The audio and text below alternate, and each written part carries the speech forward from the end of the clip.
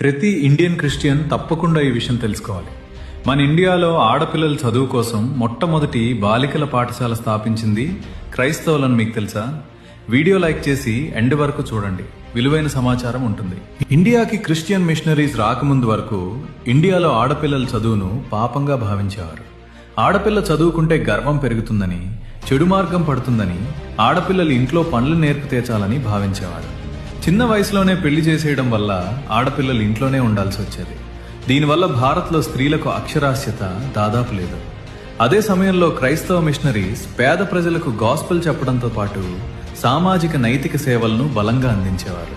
అయితే అప్పటి భారతీయ మహిళలు నిరక్షరాస్యులుగా ఉండటం, మగవారి కంటే తక్కువగా చూడబడటం, సతీ సహగమనం వంటివి వీరు గమనిస్తూ వచ్చారు. కొంతకాలానికి 1821లో మేరీ ఆన్ కుక్ అనే మిషనరీ మహిళ ఒక బాలికల పాఠశాల పెట్టారు. కొంతకాలం బాగానే నడిచింది. కానీ స్థానిక ప్రజలు, మా పిల్లలకు చదువు అక్కర్లేదు, చదువుకున్న ఆడపిల్లలను ఎవడు పెళ్లి చేసుకుంటారు, పైగా కింది కులాల వారితో కలిపి చదువు చెప్తావా అంటూ ఆ పాఠశాలను వ్యతిరేకించారు. దీనివల్ల మేరీ ఆన్ కుక్ గారు స్థాపించిన బాలికల పాఠశాల మూతబడింది.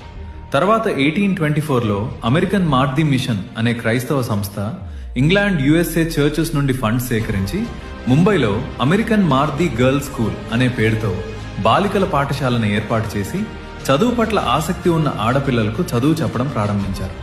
భారతీయ ఆడపిల్లలకు చదువు యొక్క విలువ, ఆసక్తి పెంచి ఇంకా కొన్ని బాలికల పాఠశాలలను విస్తరించారు.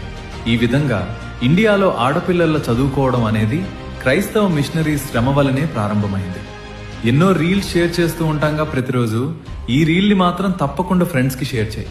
నీ షేర్ వల్ల చాలా మంది ఈ విషయం తెలుసుకుంటారు. ఏమేనని కమెంట్ చేయి. అకౌంట్ ఫాలో చేసి పెట్టుకో, ఎందుకంటే నువ్వు తెలుసుకోవాల్సింది చాలా ఉంది.